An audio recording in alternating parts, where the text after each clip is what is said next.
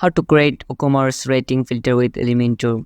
So ensure you have Elementor Pro installed as well as Woocommerce for the online store functionality. Then create a product archive page with Elementor. This is where your product will be displayed.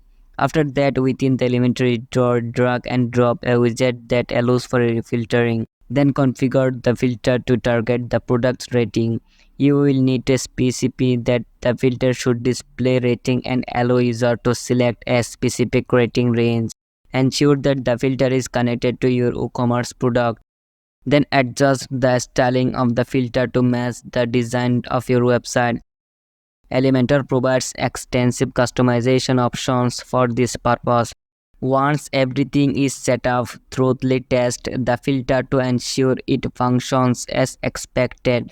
Make any necessary refinements to improve user experience. Thanks for watching.